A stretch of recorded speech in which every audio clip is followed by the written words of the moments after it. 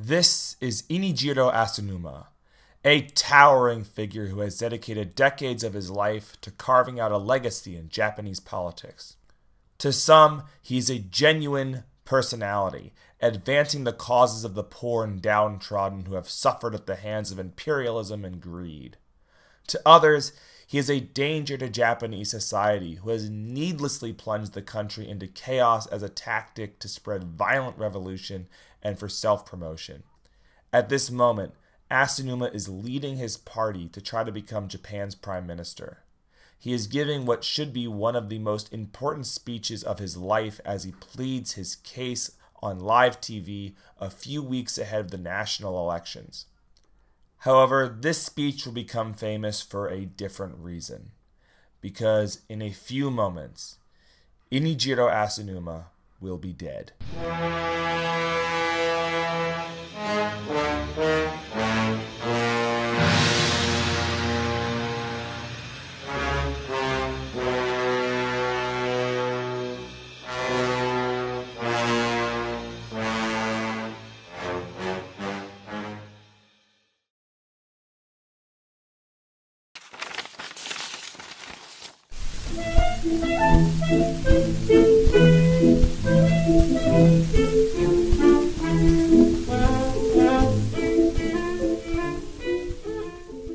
Inejiro Asanuma was born in late December 1898 on the island of Miyakijima, a small, sparsely populated volcanic island several miles off the coast of the Japanese mainland.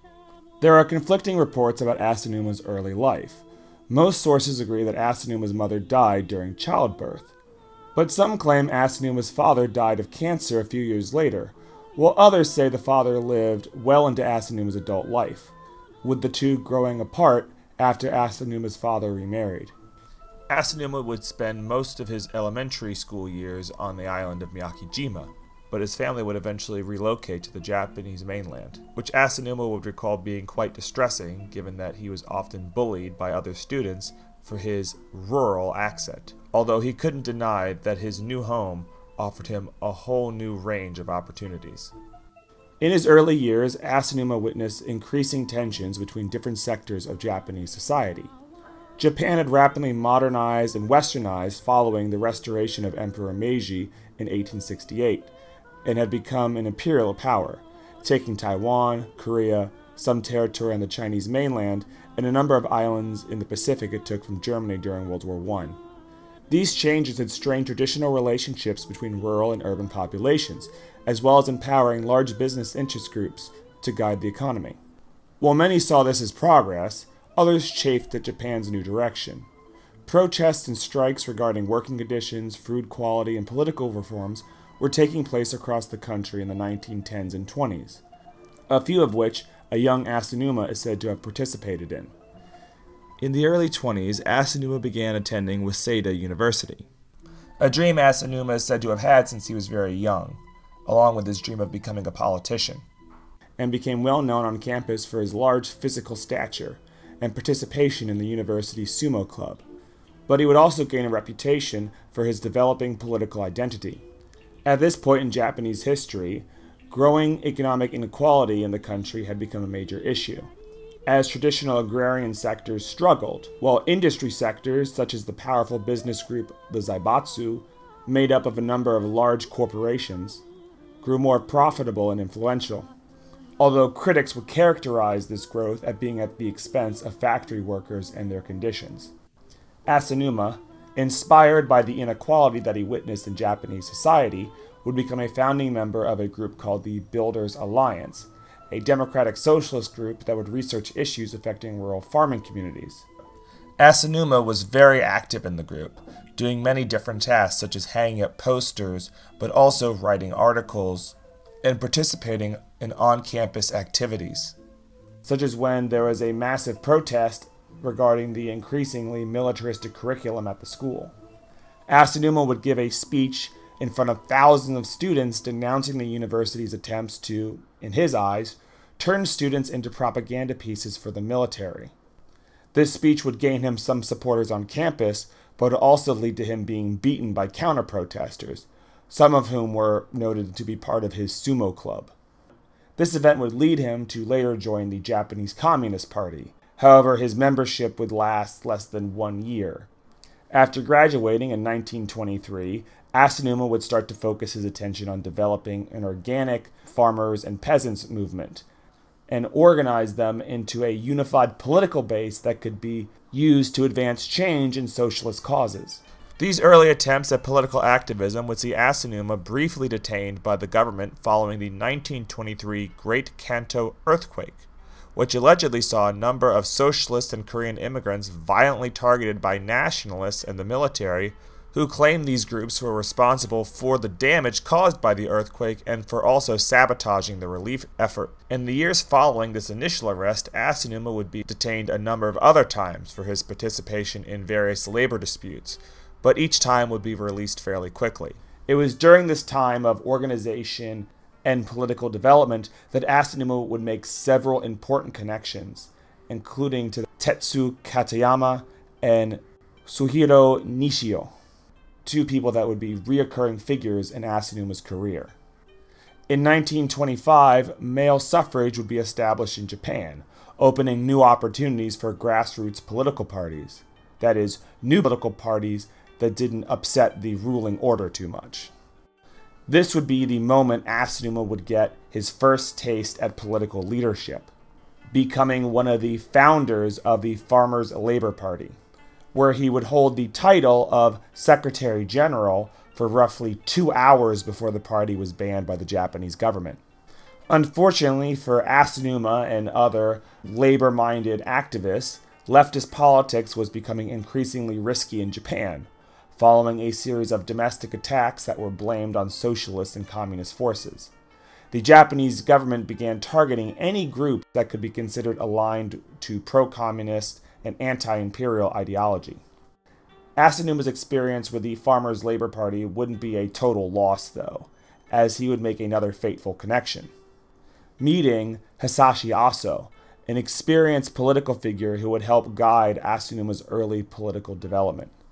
In 1926, Aso would form a new political party, the Japan Labor Farmer Party, which would participate in Japan's first post-male suffrage election in 1928, but would be banned after members would allegedly be connected to another domestic terrorist attack, forcing the remaining party members to merge with a number of small left-wing parties to form the Japanese Masses Party, which would continue to change names, split, and reform until merging one last time with the Socialist Masses Party, aka the SMP. The SMP was led by a foreign-educated Christian theologian and devout socialist named Abe Iso. Iso had pushed for the merge with the other parties to end the infighting that he thought had stalled the country's development of a socialist movement. He also toned down much of the revolutionary rhetoric that several of its members espoused, which helped him successfully lobby the government to make the SMP officially recognized as a legal party able to participate in national elections, making it, at the time, the only nationally recognized leftist political party. Initially, the party would see limited successes, electing a handful of members to the national legislature and to various local positions. Asanuma would actually be one of those successful candidates, being elected to the Tokyo City Council, but later was elected to the legislature in 1936. While not in the ruling coalition, and still relatively small when compared to the two largest parties, the increase in size had given its members a platform that couldn't go as easily ignored, and showed promises of continued growth in the next few years. However, its growth would come with a cost. As more members began to join, the infighting that the merge of all the leftist parties had initially been created to stop would now become internal infighting within the party itself. Because although the SMP was young and still developing itself as a viable political force, the situation in Japan was changing rapidly and becoming much more dangerous.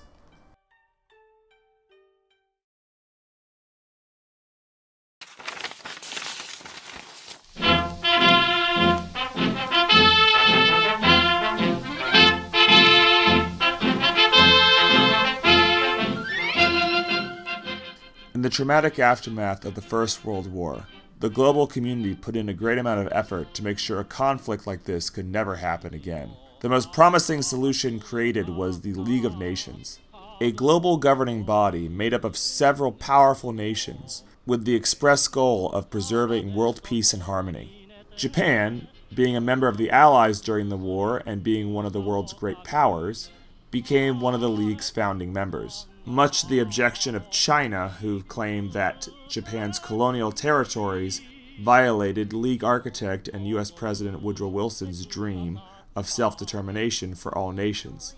These concerns were largely ignored, and Japan would enjoy an elevated position at the League when it was officially founded in 1920.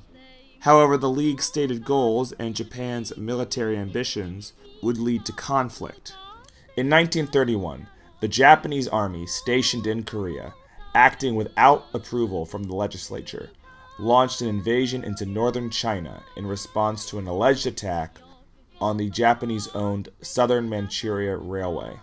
The large, resource-rich territory of Manchuria was quickly captured, and the Japanese government decided to establish a puppet state called Manchukuo that would be led by China's deposed emperor, Puyi. This action led Japan to be condemned by several nations, including the League of Nations itself, which would launch an investigation into the incident and issue the Leighton Report, which concluded that Japan had provoked the war with China and had wrongfully invaded the territory, causing Japan to withdraw from the League of Nations the following year. We found that the Japanese occupation of this large part of China was not justified on the ground of self-defense, and that the new state which had been set up was a Japanese protectorate rather than a genuine case of Manchurian self-determination. Japan will oppose any attempt at international control of Manchuria. It does not mean that we defy you, because Manchuria belongs to us by right. Read your history. We recovered Manchuria from Russia. We made it what it is today. The Manchurian invasion contributed to Japan's growing international isolation, but also led to problems domestically. Members of the Japanese military would begin fighting with each other publicly about the future of the empire following the invasion of Manchuria, and also a wide variety of societal issues. Meanwhile, the government began spending large amounts of money developing the region, causing critics from both the socialist left and the nationalist right to accuse the government of wasting Japanese fortunes on imperialist adventures and corrupt corporatist schemes. The tensions among the nationalist right would hit a fever pitch in 1936, when a group of radical militarist army officers launched a violent coup to restore power to the emperor and remove what they saw as the corrupt ruling class. The army officers were part of a faction within the military called the Imperialist Way faction, which sought to restore the power of the emperor while limiting the power of the zaibatsu and the political class, and preparing Japan to fight its true enemy in the region, Soviet Russia. Their hope was to remove power from the Control faction, which was the relatively moderate faction within the Japanese military that wanted to preserve the status quo with the zaibatsu, but also advocated war with China and the colonialist powers in the region. The coup would ultimately fail, partially with the help of the young Emperor Hirohito, who would condemn the young officers attempting to enact a Showa restoration in his name. In the aftermath of the coup, there was a mass purging of the Imperial Way faction, leading the Control faction to become the primary influencer in the Japanese government. The military leaders of the Control faction began using this power to subvert civilian rule. While this dramatic infighting consumed the right-wing section of the government, a more subtle level of infighting was shifting the SMP. The SMP had initially taken traditionally leftist stances on a variety of issues, and had even vocally opposed the government's decision to withdraw from the League of Nations. In fact, before the merge that created the SMP in 1932, many prominent leftist figures and future SMP members had denounced the invasion of Manchuria as an imperialist adventure. However, as the party grew, it began experiencing an identity crisis as new members began advocating the party take a more militarist and nationalist stance, more in line with the ruling government. These calls for change would have an effect on established members of the party.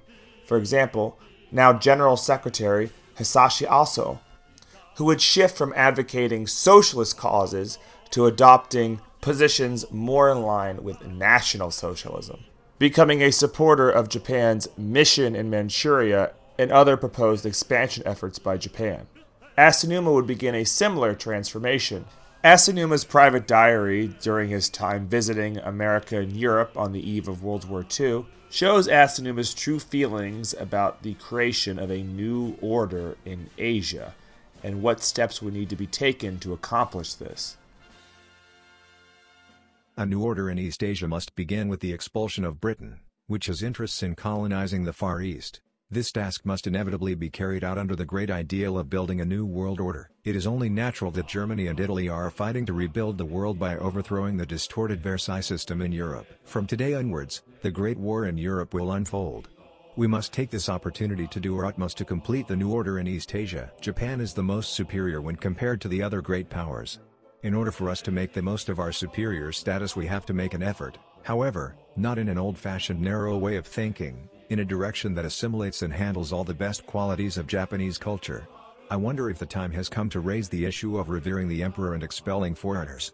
Centering the heavens and earth of the East, the execution of the theory of expulsion of foreigners is the true construction of a new order in East Asia. It is by no means so-called imperialism.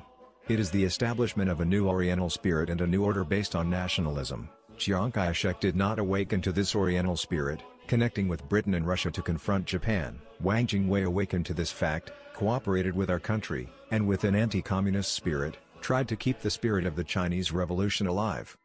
Militarism within the SMP and throughout the civilian government would hit a fever pitch in 1937, when a confusing skirmish between garrison Japanese soldiers and local Chinese forces would escalate into a full-scale war between the Empire of Japan and what would later become the Chinese United Front, which would see anti-communist government forces working for the KMT, pledging to fight alongside communist rebels to repel Japan from the mainland. Patriotic fervor would sweep across the empire as the Japanese military pushed through the disorganized Chinese defenses, capturing several strategic cities such as Beijing, Nanjing, and Shanghai within the first few months of the war. These early victories would allow the militarist wing of the SMP to galvanize the party, with the SMP revising its party platform to support Japan's war with China. After a while, however, Japan's advances into China slowed. The military almost completely eroded the powers of the civilian government, and more members of the international community turned their backs on Japan, creating uncertainty about the country's future and a growing sense of dread among the political class. In 1940, a member of the legislature would use his position to put forward the concerns of a growing number of people regarding the future of the war. This active protest would not come from the SNP, but rather a member of the ruling Conservative Party named Saito Takao. Takao had been critical of the Japanese military in the past, primarily their attempts to erode the civilian government's power and subvert elected democracy. In 1940, it had become clear that Takao's patience had worn thin, as he would give a speech criticizing the war from many different perspectives.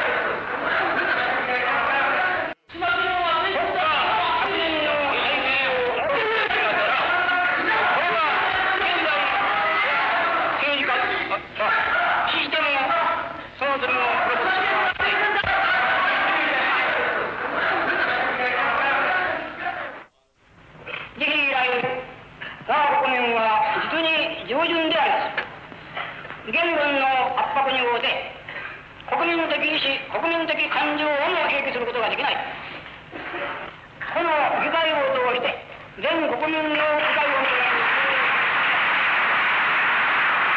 私の質問はこれをもって終わりといたします。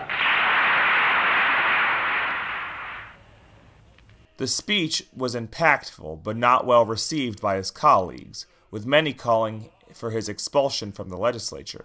However, Takao would find a few supporters in the legislature, primarily from a few members of the SMP who, after refusing to condemn Takao, were similarly denounced and threatened with expulsion. This would include Tetsu Katayama, Suhiro Nishio, and SMP party leader Abe Isu, who would later resign as leader of the SMP following the controversy.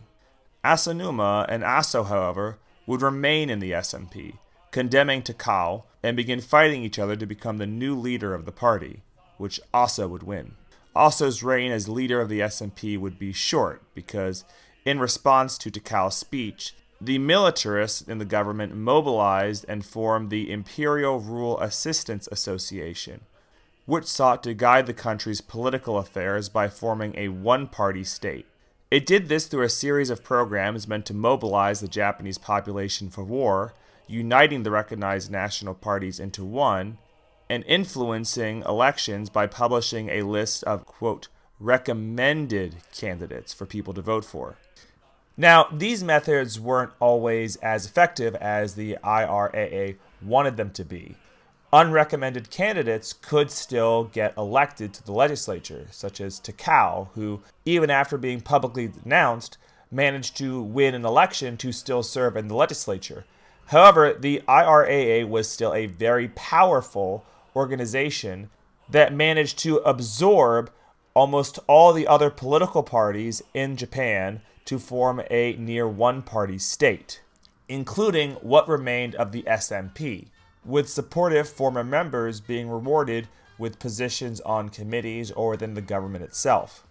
Asanuma would serve on a number of committees in different positions set up by the IRAA, even working directly under Secretary of War and later Japanese Prime Minister Hideki Tojo, a general in the Japanese army who would become the international face of the Japanese war effort. The problems that the IRAA, and by extent the rest of Japan, were facing would soon go beyond a stalled war in China. As Japan's relationship with much of the world continued to deteriorate, and as their resources became more and more scarce, in late 1941, Japan opened up a new front to the war, invading British-controlled Malaysia and bombing the American naval base Pearl Harbor. Japan's stated justification for this was to create a Pan-Asian alliance, the East Asia Co-Prosperity Sphere, which would rid the region of Western influences and grant several states autonomy and sovereignty. In practice, however, many observed that the independence that was granted to many of these nations amounted to puppet states as the Japanese government scoured the territories for much-needed resources and manpower. Despite this being a dramatic and fateful moment in Japanese history, and with a goal that Asanuma seems to have supported in the past, Asanuma would resign from the government in 1942. This is possibly out of protest for the way the war had started or the way that it had been handled, but Asanuma resigning from the legislature is oftentimes connected to the death of his longtime colleague, Hisashi Aso, who had passed away from cancer earlier that year. Asanuma would not return to national politics for the rest of the war, serving in a local government position in Tokyo City, watching from the sidelines as the empire that he'd lived in his whole life was beaten, humiliated, and brought to the brink of near total destruction at the hands of the Allied powers, leading to its dismemberment and a new era, the America era.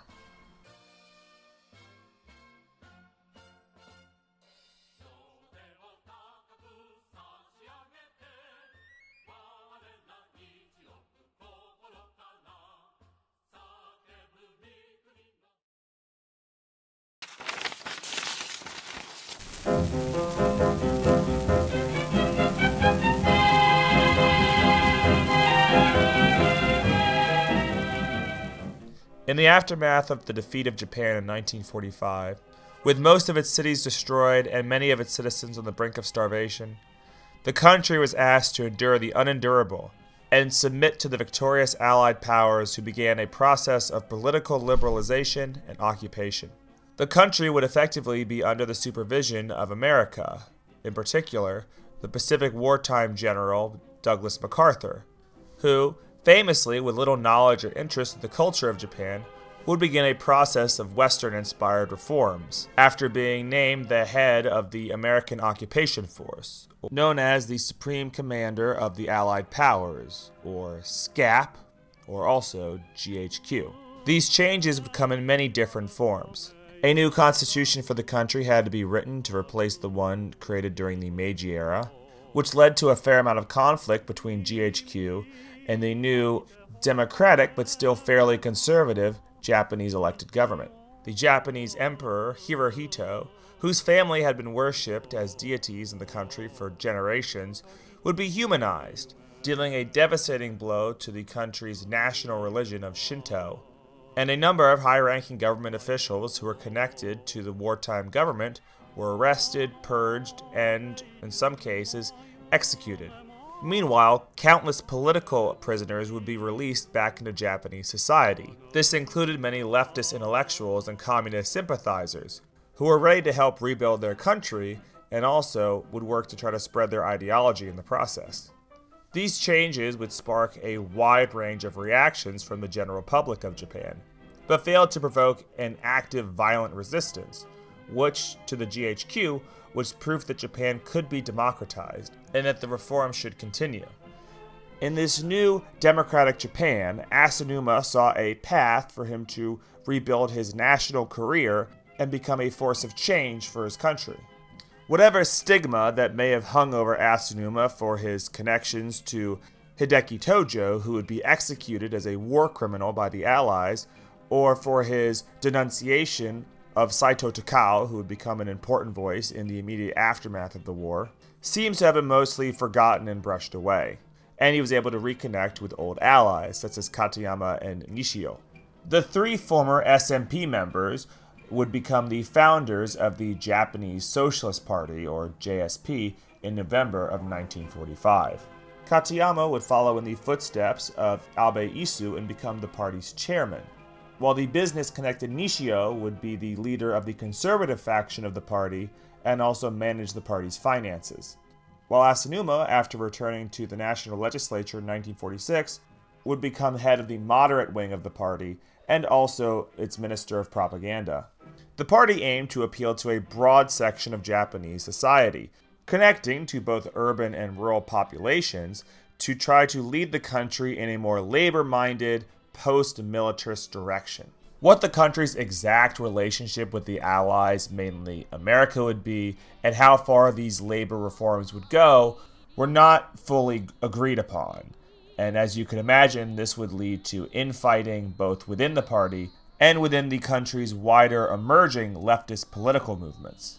Still, the party found a large constituency in the early years of the American occupation, and was included in debates deciding the country's future political systems and constitution, mainly working to try to improve labor conditions and increase the rights that workers had. 1947 would be one of the biggest years in the party's history, with the limits on political thought greatly reduced, and GHQ-backed reforms targeting the power of wealthy landowners and the Zaibatsu. A number of left-wing political groups saw a surge of support in the immediate aftermath of the war. That included the JSP, who, to the surprise of many, would finish first in the 1947 election, winning the most seats in the legislature, but not enough to form their own government. That is, not without forming a coalition with several other parties. Although, given that they had the most seats, the JSP would be recognized as the head of this coalition.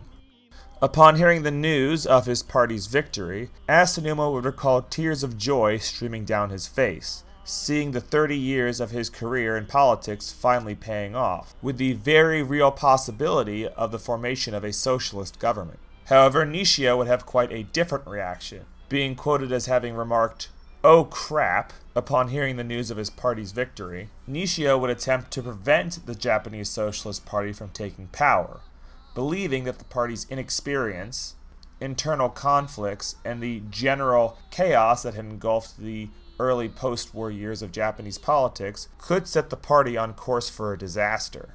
Despite these concerns, Katayama pushed forward and created a coalition government with the Democratic Party and National Party, two more conservative parties, making him the third post-war prime minister and the country's first open socialist leader, and by association making Asanuma one of the most powerful members of the Japanese government.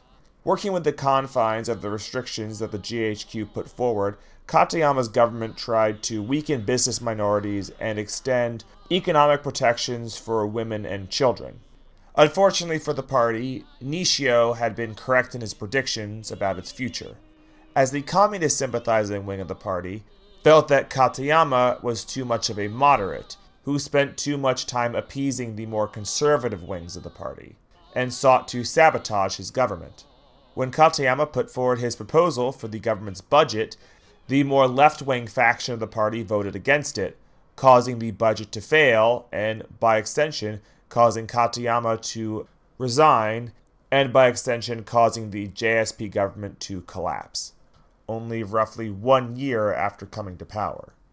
While the Conservative Democratic Party would take over and become the new leaders of the government, there were still signs that the JSP had a bright future ahead of it.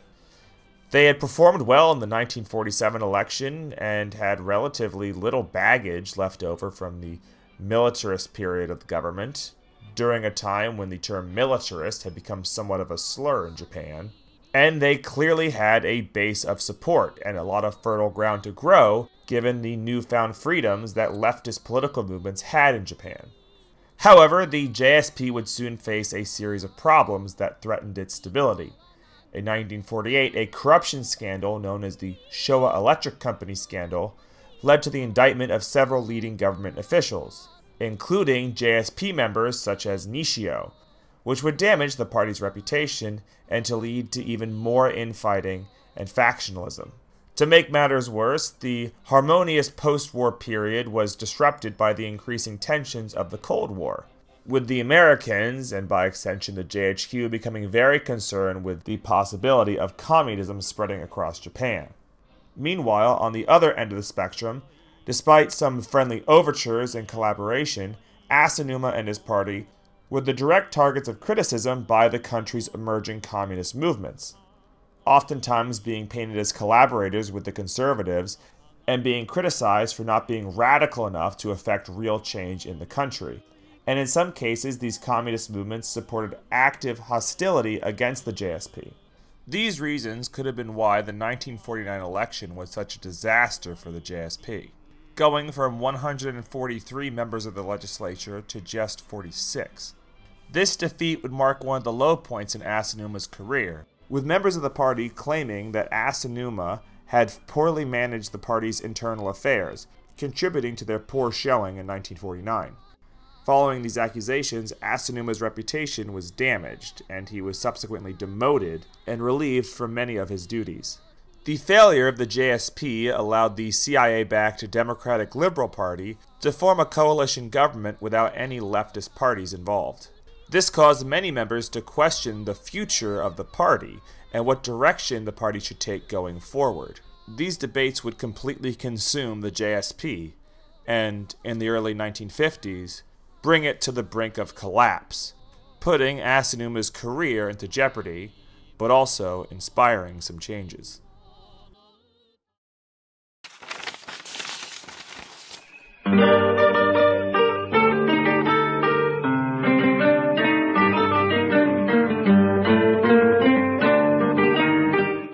The 1950s would see major changes for Japan and would be a time of brand development for Asanuma, who had worked to establish himself as one of the political left's most notable and popular figures.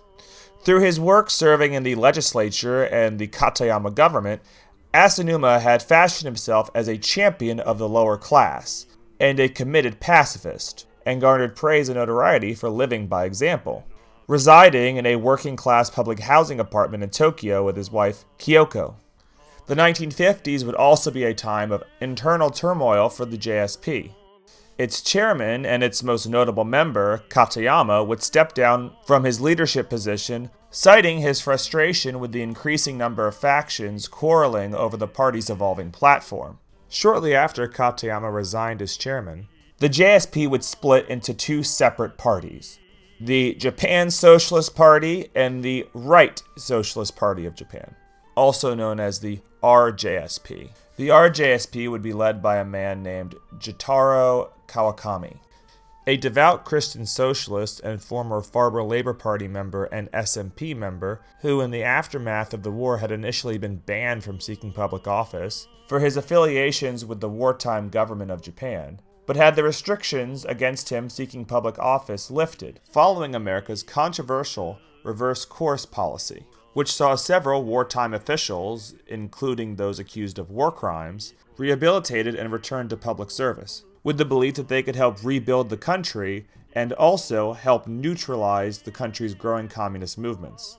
Meanwhile, the now almost exclusively leftist JSP would be headed by Masaburai Suzuki, a Soviet-inspired leftist and pacifist who helped lead to the downfall of the Katayama government by leading his faction in opposing Katayama's budget proposals. He was also Asanuma's most notable critic in the aftermath of the 1949 election, and who Asanuma blames the most for his demotion. Katayama, Nishio, and Asanuma would follow Kawakami and join the RSJP. However, Asanuma would position himself to also be a go-between for the two parties, and internally advocate for their reunification. In their first election against one another, the RSJP and the JSP both captured almost the same amount of seats in the legislature, taking 57 and 54 out of the 466 seats, respectively, showing they both had sizable amounts of support, but would both still be relegated to being an opposition of the dominant Liberal Party.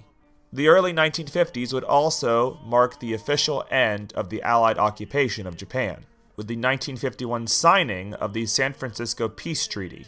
This treaty was characterized by its supporters as a settlement between Japan and the United States, and be Japan's official re-entrance to the global community, given the large amount of countries that co-signed the treaty alongside America. The treaty would mark the official end of the occupation and greatly reduce the influence that America had on Japan's political affairs, but would come at a steep cost to Japanese prestige. Japan had to pay reparations to several nations for damages they sustained during the Pacific War, and officially renounce almost all of its overseas territorial claims.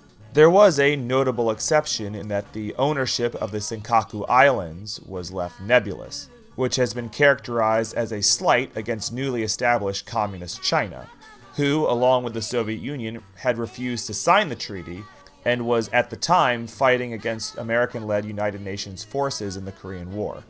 Another punishment was that Japan had to basically surrender all war-making capabilities and limit the Japanese army to the point that it was almost impossible for it to wage an offensive war.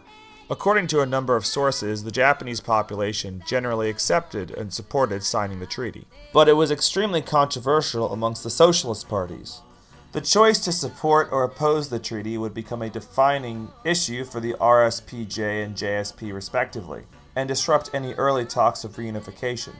According to the book, Protest in Tokyo, the JSP argued that the peace treaty put Japan into a Western alliance, when Japan should be committed to neutrality, while Asanuma and the rest of the RSPJ argued that the treaty was the best that Japan could hope for given the realities of the Cold War and the aftermath of the Pacific War, and that holding out for a better deal was impractical. Shortly after the San Francisco Treaty was signed, another treaty would be signed and ratified between the United States and Japan, the much more incendiary United States-Japanese Security Treaty. This treaty wasn't about Japan re-entering the global community. Rather, it was about establishing a military alliance that allowed the American military to station soldiers on Japanese soil indefinitely. This agreement would spark a wider backlash, with the most visible opponents of the treaty being the political left. A series of demonstrations and protests would occur across Tokyo. the most famous of which would be the 1952 May 1st protest, also known as Bloody May Day, which saw thousands of protesters, often described as communists or radical socialists, rioting across Tokyo, leading police to begin firing live rounds into the crowd, killing a number of protesters. Despite his initial support for the San Francisco Peace Treaty, Asanuma would develop into one of the loudest and most vocal critics of the Japanese-American alliance, and would attend a number of demonstrations, sometimes alongside the Japanese Communist Party, which elevated his status among several anti-war leftist groups in the country. Asanuma would prove himself to be a valuable asset to the political left in October of 1955, when, after a year of negotiations and overtures, he would help successfully broker a peace between the JSP and the RJSP. It was an uneasy truce, but after spending over half a decade in opposition to ruling conservative parties, many members of both socialist parties believed that they would be politically swept aside if they could not unite, and thus the JSP was reborn, with Asanuma becoming its first new general secretary. There was a sense of optimism surrounding the alliance that Asanuma had helped negotiate, but it would have an unintended consequence. The two largest conservative rivals to the JSP, the Liberal Party and the newly established Democratic Party, would unite to create the Liberal Democratic Party just 1 month after the JSP's reunification, and would become a wide-reaching political powerhouse. With its united strength, the LDP threatened to keep the JSP in permanent opposition, given its connection to powerful business interests and many Western governments, as well as its successful handling of the Japanese economy and its Big Tent approach to a number of serious issues. That isn't to say that the JSP was powerless, for it had its own political machine to lean on for support. The country's trade unions, specifically the General Council of Trade Unions, also known as Sohyo. Sohyo was the largest and most powerful collection of trade unions in Japan, and had drifted far from its apolitical start in 1950 as the GHQ's answer to labor disputes, becoming one of Japan's most active militant leftist groups in the following years. It organized dozens of strikes and protests for a wide range of causes, from labor disputes such as raising wages or improving conditions, to lofty political demands such as banning nuclear weapons. The JSP would also occasionally work with a group called Zenkakuren, a radical anti-American student union that had sprung up in the post-war 1940s, but had grown considerably throughout the 1950s. While typically seen as an ally of the Japanese Communist Party, Zenkakuren wasn't tribalistic enough to reject working with the JSP if their goals or ideology aligned, which would happen with more frequency as the JSP became more critical of America's foreign policy and the construction of American military bases on Japanese soil. With the united JSP as now the second largest political party, and groups like Soho and Zenkakuren with a fair amount of resources and manpower at their disposal, Asanuma, as JSP General Secretary, had a powerful platform to effect change in Japan. However, there was still always the threat that the party would dissolve again, as there were still a number of key party issues that members disagreed over. But for the time being, Asanuma managed to keep peace with all the different factions, while the JSP's popularity grew and embraced using more outlandish tactics and rhetoric to target both the LDP and the United States. This role as one of America's chief critics in Japan would help boost Asanuma's profile, and would see him and the JSP receive brief surges in popularity.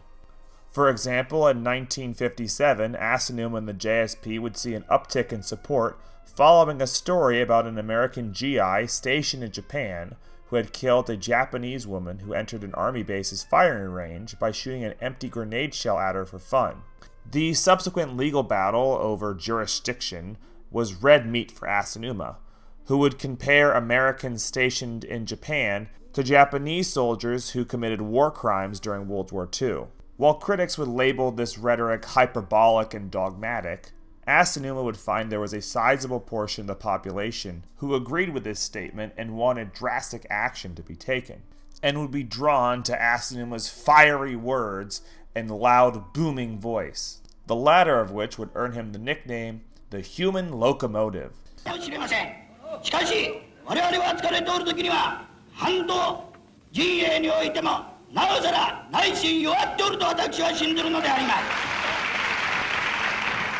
His rising popularity and distinct, passion-filled voice would even help Asanuma start a small acting career. After hearing the so-called human locomotive loudly bellowing speeches over the radio during legislature sessions for so long, Tokyo Radio decided to offer him a role in an upcoming performance. Asanuma, well known for his bulky body and love of dogs, would be asked to play Bull the Bulldog in a radio drama version of Disney's Lady and the Tramp, aka Doggy Story, a role that would endear Asanuma to many citizens, but also become a source of lighthearted mockery for his critics. Despite his personal star power and loyal base of support, Asanuma couldn't prevent the LDP from gaining a supermajority in the 1958 election, putting the party's future in jeopardy again. Internally, fears about the party's dissolving began to circulate, and Asanuma and now party leader Suzuki were desperate for something that could unite the party and mobilize their base, and finally put the LDP on the defensive. Lucky for them, the LDP's new leader was set to become the JSP's perfect boogeyman.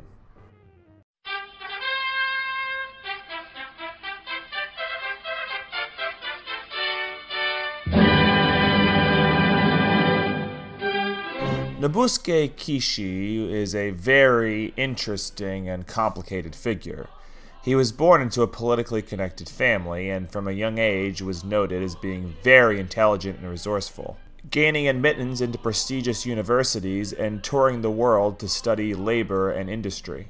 He began working as a bureaucrat in a number of departments in the Japanese government, gaining a reputation after spearheading a ruthless development program in Manchukuo after its seizure by Japan following the Manchuria incident. He would enter Tojo's wartime government as the Minister of Commerce and Industry, but would resign in protest a few years later following Tojo's insistence on continuing the war after a series of devastating defeats at the hands of the American military. After Japan's defeat, Kishi would be arrested by the Allies and interned at the infamous Sugamo prison for 3 years, a facility that housed alleged war criminals awaiting trial.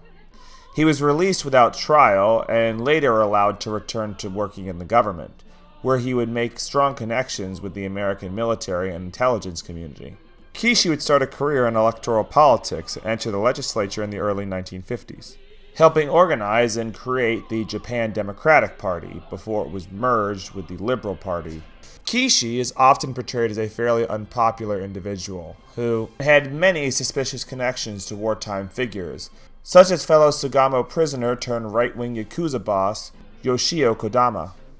But Kishi was also noted to have been a fantastic negotiator and policymaker, forming a powerful faction within the LDP and working with opposing parties to accomplish his goals, even collaborating with Asanuma and rival parties on a few issues, such as expanding trade relations with Communist China. Kishi would climb to the top of the leadership position of the LDP, replacing ailing predecessor Ishibashi Tenzen, to become prime minister in 1957. With his new powerful position, Kishi would hope to strengthen the government and rewrite Japan's restrictive constitution and return a number of pre-war privileges to Japan. While dominant within the LDP, Kishi's faction in the larger government was still too weak to legally change the Japanese constitution directly, and even members of the LDP government would turn against him when he would attempt it. So Kishi began to explore avenues to change Japan's system while also garnering public support. He believed that negotiating changes to the growingly unpopular San Francisco Peace Treaty would be the best way to open up the country to wider changes to the Constitution. The treaty had become a source of criticism across the political spectrum, and seemed antiquated now 10 years after the war's conclusion. Kishi reasoned that a new treaty would help secure more Japanese independence from America, while not severing their alliance, and could be ratified if presented to the legislature. Kishi had also secretly entered into talks with the CIA and convinced them to help fund his faction within the LDP. By convincing the CIA that he was an anti-communist figure that would work diligently to protect America's interests by preventing Japan from becoming a non-aligned country, while also hoping to leverage his position as an American ally to get a deal that would guarantee Japanese sovereignty would be protected by the Americans, while also leaving the possibility open for future rearmament of the Japanese military. The latter of which was said to have been a personal dream of Kishi's, but one that was not super popular amongst the general populace. In 1958, after leading the LDP to an electoral victory, and during the early phases of the negotiation process, Kishi and his faction moved to try to increase the reach and power of Japan's law enforcement, in the hopes of preventing another bloody May Day or some giant disruption from occurring during the negotiations.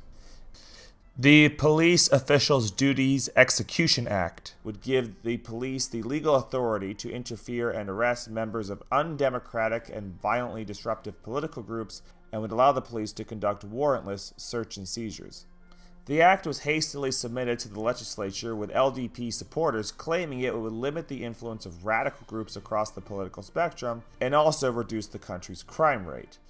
This would be the first major battle between Kishi and Asanuma, as the JSP protested the bill, calling it a return to Japan's pre-war thought police, and boycotted the vote. When the LDP broke with voting regulation, extending the act's allotted session time to try to bypass the JSP, a violent clash broke out as JSP members and supporters stormed the legislature building to perform a sit-in, while Sohyo-aligned unions staged strikes and protests across the country. This response would prove to be too much for Kishi, after a number of LDP members joined the JSP to condemn the act, and 3 of his ministers resigned in protest, forcing Kishi to bend the knee and meet with Suzuki and Asanuma to agree to drop his support for the act and let it fail in the legislature. Despite this disaster, Kishi was confident in his chances of a new treaty being successfully ratified by his party. And in fact, in 1959, both Kishi and Asanuma would take career-defining actions that would put them on a violent collision course. Kishi entered into formal talks with President Dwight D. Eisenhower about renegotiating a new peace treaty, which would be called the Anpo Treaty. Kishi, so sure of his ability to pass Anpo, even planned to invite Eisenhower to visit Japan to see it put into effect. Meanwhile, out of government but still in the fight, Asanuma would pull off one of his most infamous stunts. In 1959, Asanuma, as General Secretary of the JSP, made a goodwill diplomatic visit to the People's Republic of China and met with high-ranking Communist Party officials such as Premier Zhou Enlai and Chairman Mao Zedong. This wouldn't be that unusual in and of itself. Asanuma and members of the JSP had visited China before. In fact, it was part of a Japanese foreign policy initiative to send representatives of the government to various countries to try to improve relations with them. However, this visit would prove to be much more impactful and have a bit more weight behind it, with communist Chinese officials hoping to build up Asanuma and the JSP after their 1958 election defeat so that they could become a stronger voice in the government and a point of contact for future diplomatic talks about restarting trade relations with Japan following a suspension of them a year earlier. While Asanuma, also still conscious of the 1958 election defeat, would take this opportunity to emphasize his disdain for the United States and the American-Japanese alliance. During his 1957 visit, Asanuma had expressed admiration for the Communist Party of China and had given his support for a Chinese proposed rival defense treaty with Japan to combat the 1951 San Francisco Treaty. And in 1959, Asanuma would double down on all of his past statements and beliefs with an infamous speech, where Asanuma denounced the presence of American military bases on Japanese soil, comparing them to the separation between Taiwan and mainland China, and proclaimed that the United States was, quote, "America is the common enemy of the Chinese and Japanese people." a line that would be printed countless times upon Asanuma's return to Japan, and become one of his most recognizable quotes. While many leftists were excited by Asanuma's visit, the visible enthusiasm Asanuma expressed during his visit was shocking to many others. Made worse when Asanuma returned to Japan wearing a Chinese worker's cap, or as some call it, a Mao hat, which critics took as proof that Asanuma was signaling support for a communist revolution in Japan similar to that had taken place in China. The LDP quickly denounced Asanuma, painting him as a stooge serving a foreign power, an echo of criticisms Asanuma had levied towards them in the past. While internally, the JSP fractured over whether or not to condemn or support Asanuma, with more conservative members arguing Asanuma had gone too far with his statement and was painting the JSP in a bad light, while the leftist section of the party supported Asanuma, seeing one of the former rightist socialist figures drifting more and more into their sphere of influence. However, this controversy would soon be drowned out as details about Kishi's treaty negotiations were made public, causing the new Anpo Treaty to be savaged by critics. Even before all details were finalized, leftist groups were organizing aggressive protests, and Asanuma and the JSP denounced the treaty as a continuation of the American-Japanese alliance and vowed to do all in their power to stop the treaty from being ratified. Tensions surrounding the treaty would continue to grow until in late 1959, Kishi would proudly proclaim to have secured a good deal for Japan that would restore a great deal of Japanese sovereignty and protect the alliance between it and the United States. However, the treaty would actually lead to one of the most violent and tumultuous years in Japanese history.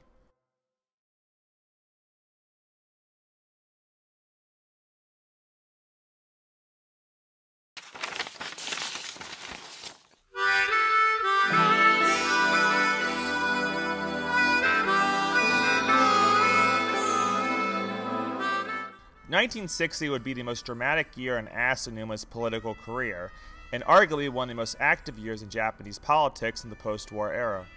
Kishi announced the Anpo Treaty was ready to be voted on and expected it to be passed before the legislature session ended, to have it perfectly timed with Eisenhower's visit to Japan set for the summer of 1960.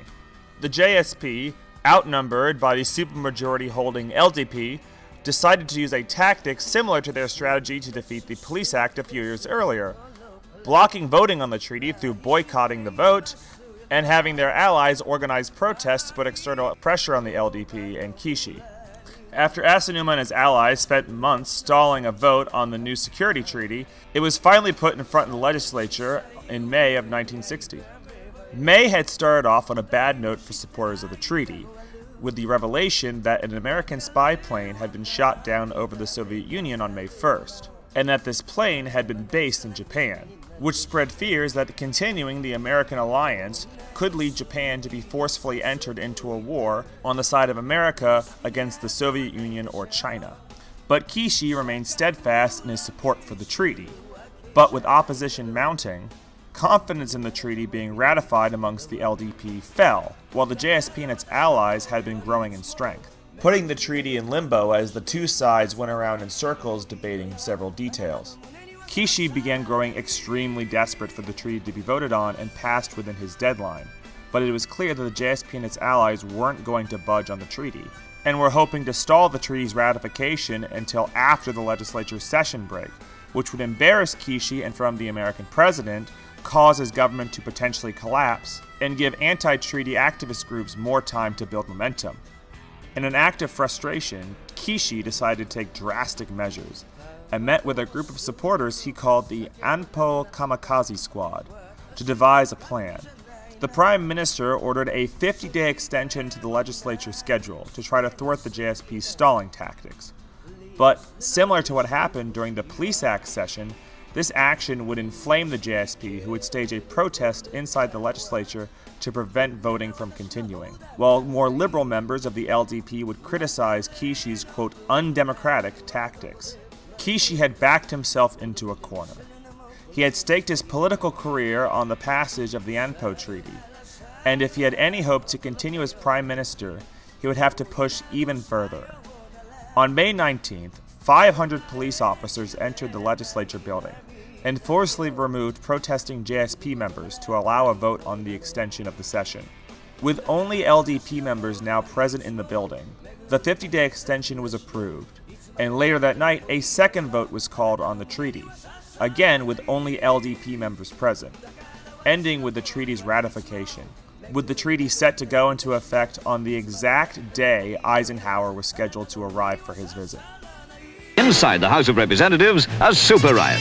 Opposition members were determined to hold up the session, so the government summoned 500 police.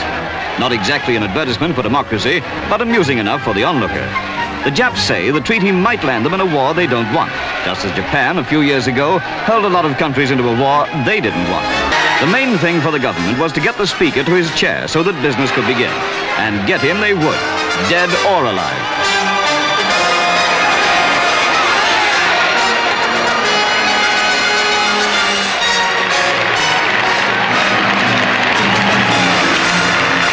Mr. Speaker finally made it, and the government majority got the treaty ratified. They certainly owe thanks to that poor speaker.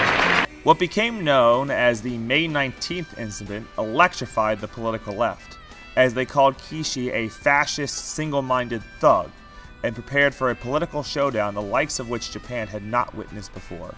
The JSP, the Japanese Communist Party, Sohyo, and Zengakuren would unite to form the People's Council, and pool their resources and manpower to lead what would be called the Anpo protest against the LDP government and try to prevent the treaty from going into effect.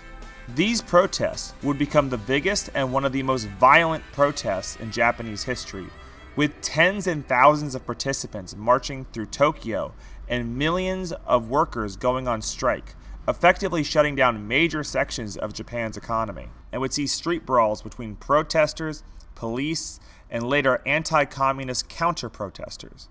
These waves of protests and strikes and sit-ins would last for weeks and evolve from just being about Kishi and Anpo to encompass a wide range of issues across the Japanese political spectrum. It would merge with Sohyo's backed Miike miners' strike, which had been going on in the country for months before the May 19th incident, and would also be used as a platform for anti-nuclear activists, and even be used by anti-occupation conservative nationalists who felt Anpo didn't grant Japan enough sovereignty.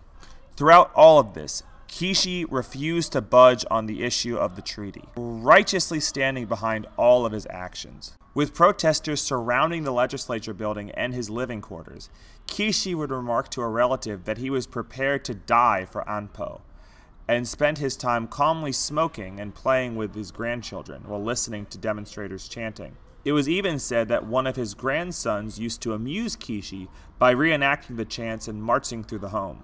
The protests would take an extreme turn in June 10th when American Ambassador Douglas MacArthur Jr. and Eisenhower Press Secretary James Haggerty attempted to leave an airport to prepare for Eisenhower's visit. The Japanese airport they arrived in had been swamped with Anpo protesters staging sit-ins and demonstrations, and a smaller group of American supporters who had arrived to welcome the U.S. delegation. MacArthur and Haggerty attempted to leave the airport, but drove their car near a group of protesters who mobbed the vehicle, violently attacking it and seeming to try to tear the car apart. With the vehicle unable to move and the occupants fearing for their lives, an American military helicopter was dispatched to retrieve the two.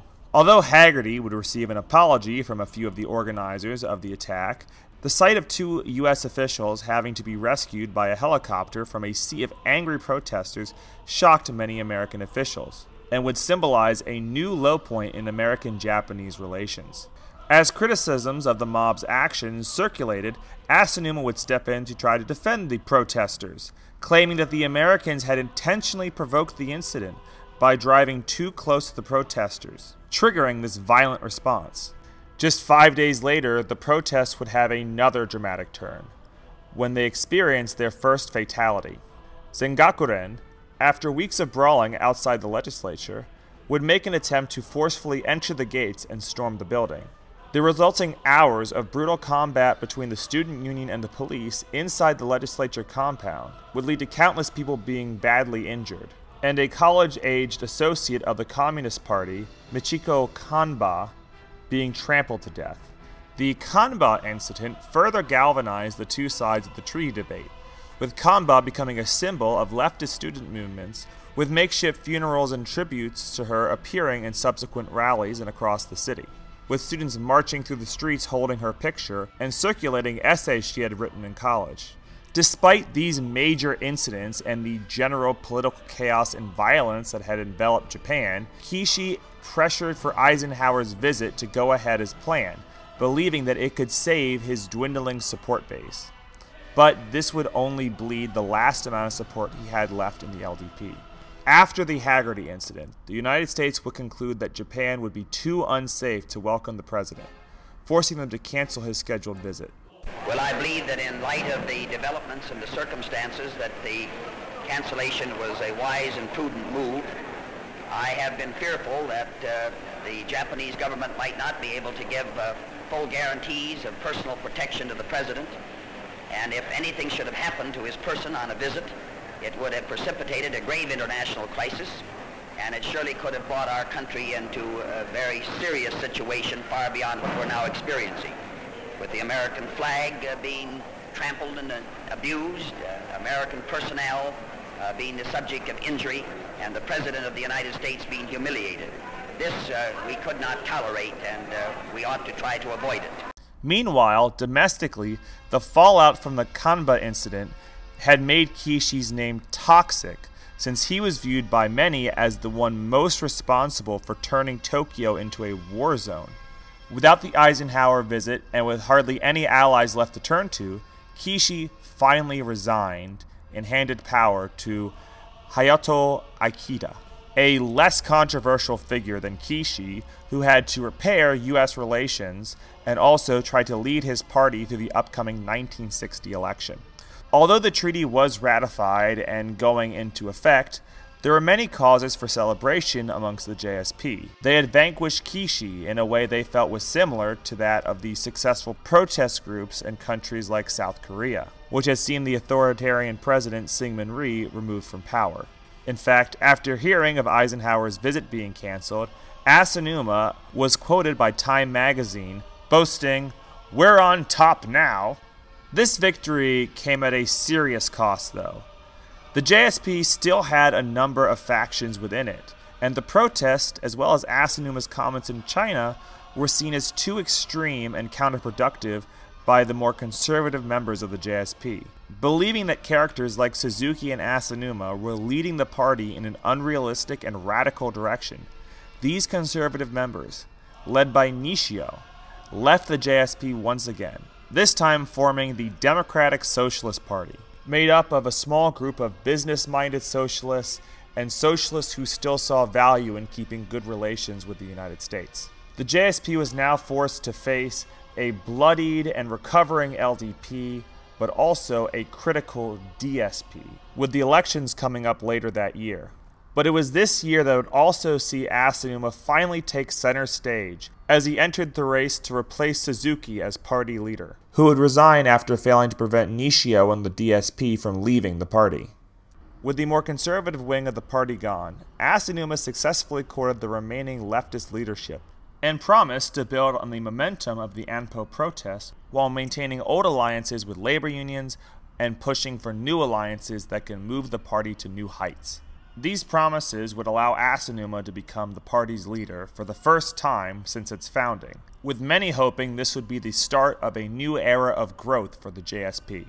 There were, however, troubling signs of what was to come. While the Anpo protests had demonstrated the ability of Japan's left to mobilize, it had also mobilized civilian-led so-called anti-insurgency groups, primarily anti-communist groups who saw this chaotic display as the start of a potential communist takeover of Japan.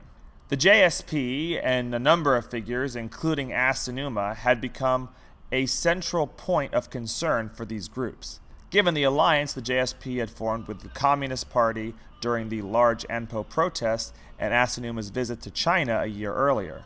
This concern quickly evolved into violent action.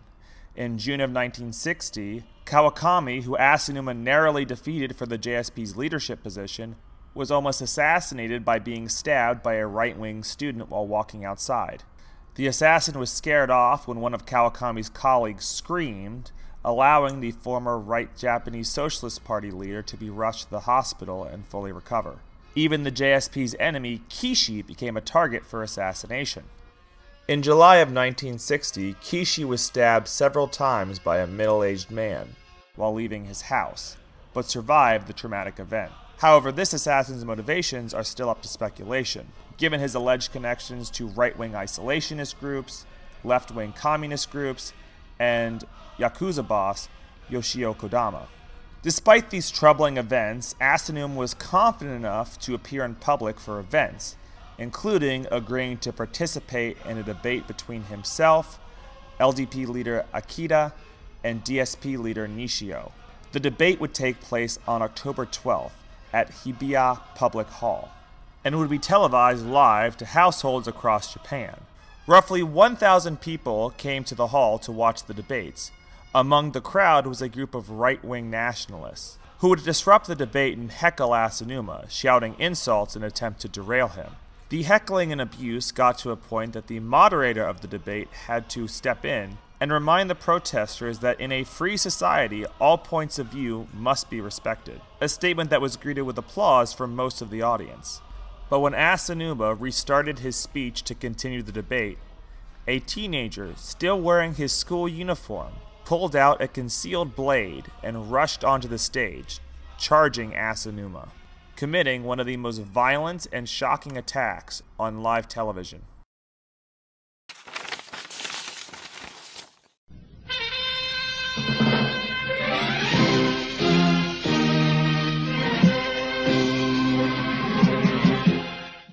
Not much is written in English about Otoya Yamaguchi's early life. In his influential book, Japan at the Crossroads, author Nick Capper simply describes Otoya as the, quote, son of a high-ranking officer in the self-defense forces and the grandson of the writer Murakami Namiroku, best known for his novels glorifying chivalric Yakuza gangsters. However, in a book that claims to be Otoya's affidavit to the police following his arrest, we can get a look into his mind and an explanation as to how the bitter division of the 1950s led him to become an assassin. Otoya was born in 1943 and was the son of a successful military engineer named Shinpei Yamaguchi. While his career in the military meant that Otoya's father was separated from his family for long periods at a time, it did pay well enough for Otoya and his mother and his older brother to live comfortably and avoid the hardship that much of Japan suffered during the later years of the war. Otoya would hold positive feeling towards his father, remembering that as he got older, his father would entertain him by retelling historical battles and asking Otoya to give insight on them, stimulating his young mind and encouraging his critical thinking. Which may have been why, even from a very young age, Otoya was recognized as a gifted and intelligent student. However, Shinpei's professional life may not have been as stable as his family life. After Japan's defeat in 1945, Otoya's father would join the Japanese Self-Defense Force, an extremely watered-down version of Japan's once mighty Imperial Army that had severe restrictions on the amount of manpower, weapons, and equipment it was allowed to have, making it pretty much incapable of waging offensive wars.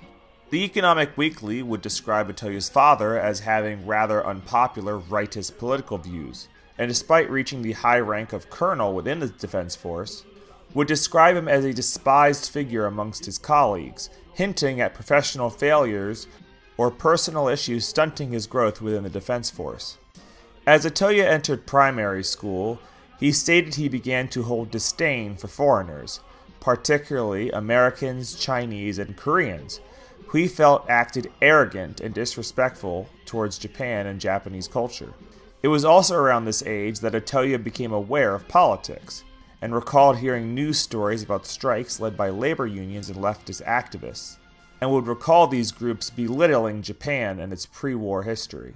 These attitudes would breed disdain from Otoya, who would become very hostile towards unions and labor groups, particularly Japan's teachers' union, Nikioso, which were notoriously one of the most left-wing and radical groups in Japan, and extremely active in anti-government protests throughout the 1950s.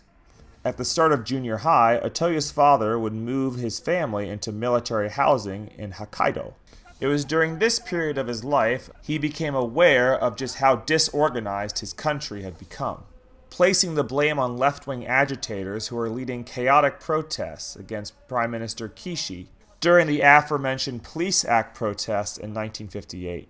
He would begin to clash politically with his teachers, who he claimed participated in strikes and openly associated themselves with communist movements. To further damage the relationship between Otoya and his teachers, many of them supported the JSP's platforms that called for a pacification of the Japanese military and turned the already small self-defense force into a labor corps, a policy that he felt would directly harm his family's standing in society.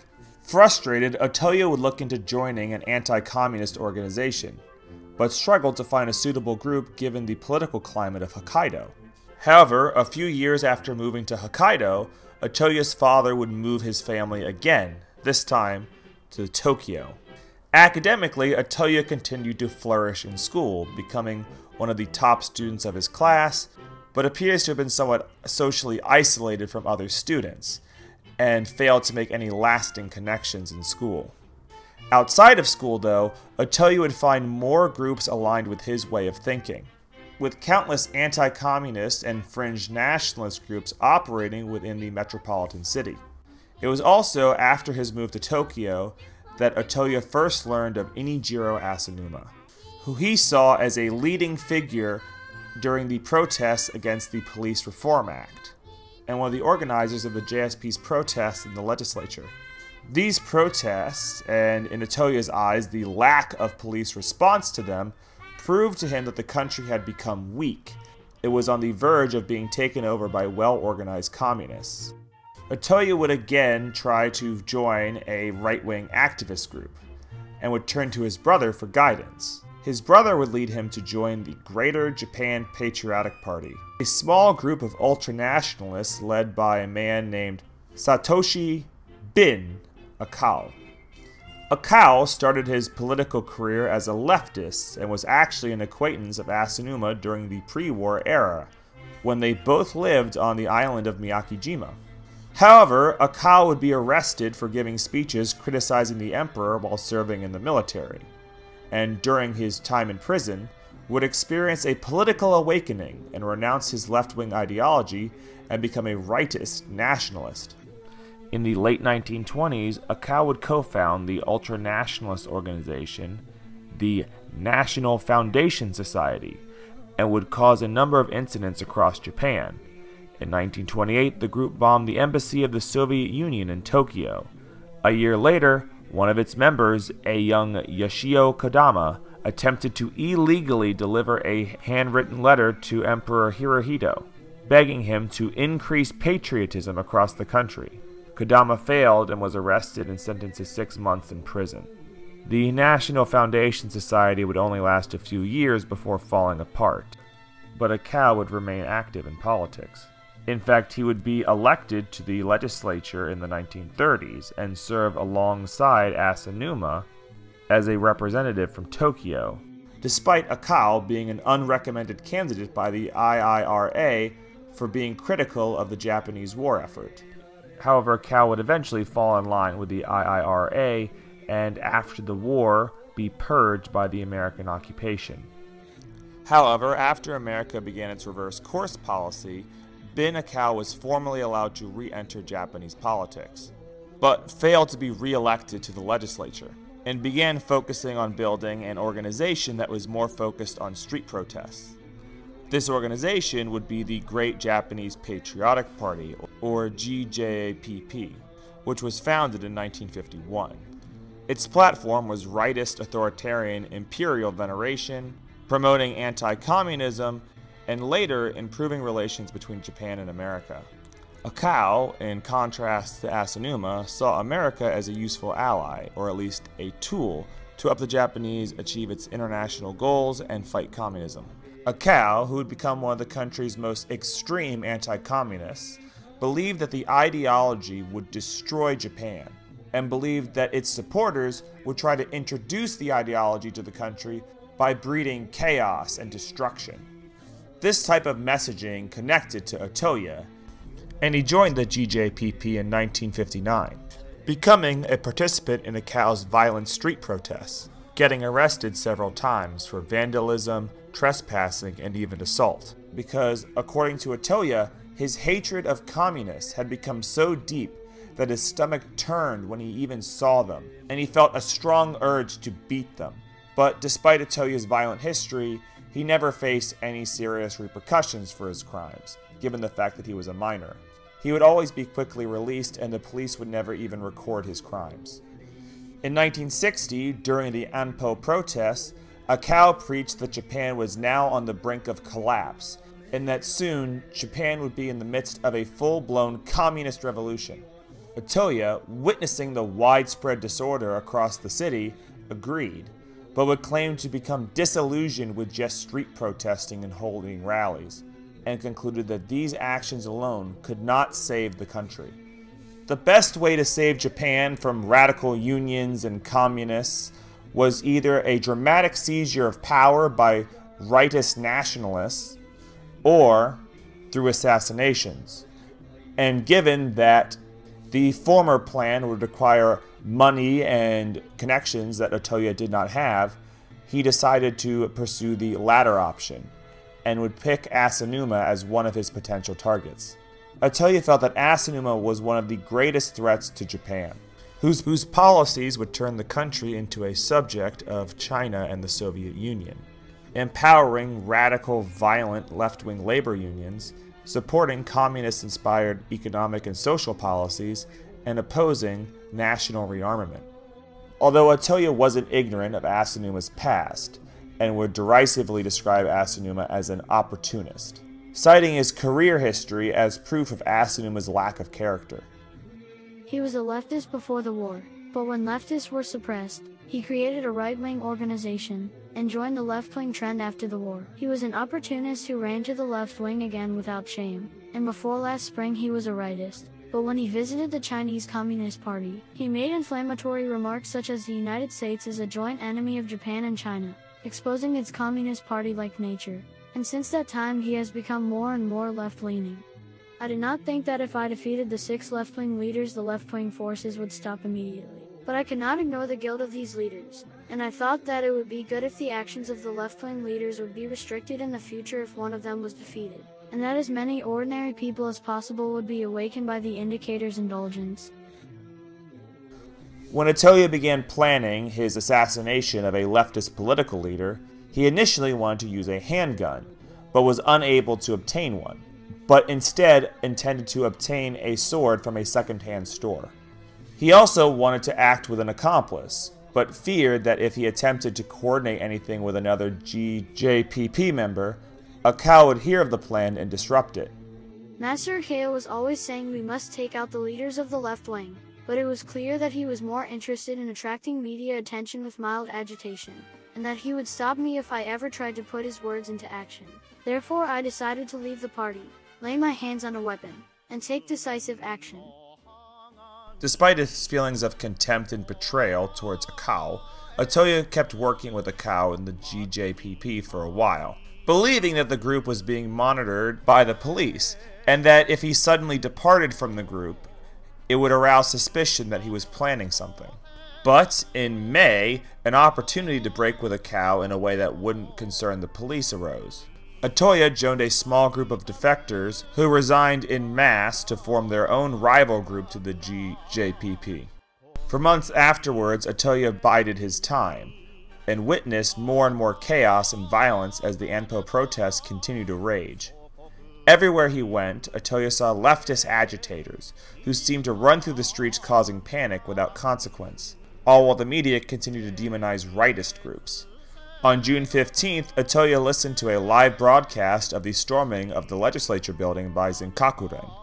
Convinced that this was the moment the leftists had been planning to overthrow the government, Otoya and his small band of anti-communists rushed downtown, but found that by the time they had gotten there, the legislature building had been secured by the police and Senkakuren had been repelled. Still, the images of destroyed police cars and burning trees outside the building haunted Otoya. Despite his deepening hatred for leftists, Otoya said he disapproved of blind retribution, believing in an unspecified moral code. He cited the failed assassination of Kawakami as an example of misplaced aggression. Kawakami, Otoya believed, was misguided but not guilty of any great sin, unlike figures like Asanuma. But even then, Otoya claimed that he had no great personal dislike of Asanuma, but believed that the politician's death was something he needed to bring about, given the severity of Asanuma's crimes towards Japan. After the Ampo protests had ended, much of Japan tried to move past the violent summer. But Otoya was still convinced that the country would at any moment return to those violent days, and thus he still needed to be ready to complete his mission. In September, Otoya enrolled in Daito Banka University, which was described by the Economic Weekly as one of the, quote, poorer colleges in Tokyo with a reputation for right-wing ideological thinking. While taking a break from school and visiting home, Otoya stumbled across his father's sword, a wakizashi, in a white cupboard. Otoya described the nearly foot-long blade as covered in rust and red, but was confident it was sharp enough to kill a person, and decided that this weapon, one belonging to a family member, would be the instrument of his righteous justice. After obtaining the weapon, Otoya became much more obsessive about pulling off his assassination, and began stalking various leftist leaders to find a time and place he could get close to one. At one point, he attempted to attend a lecture by a prominent Japanese communist, Sanzo Nosaka, by posing as a student at the university hosting Nosaka, but ultimately failed to attend the event. On October 12th, though, an opportunity fell into Otoya's lap, when he woke up and read in his newspaper that Inejiro Asanuma was scheduled to participate in a debate at Hibiya Public Hall in Tokyo. This was his opportunity to get close to Asanuma, since, unlike at party meetings, debates were open to the public. That morning, Otoya would write out a suicide note, detailing the crimes he felt the JSP leader was guilty of, and place it in his jacket pocket. The note read, 汝、浅沼稲次郎は日本石化を図っている。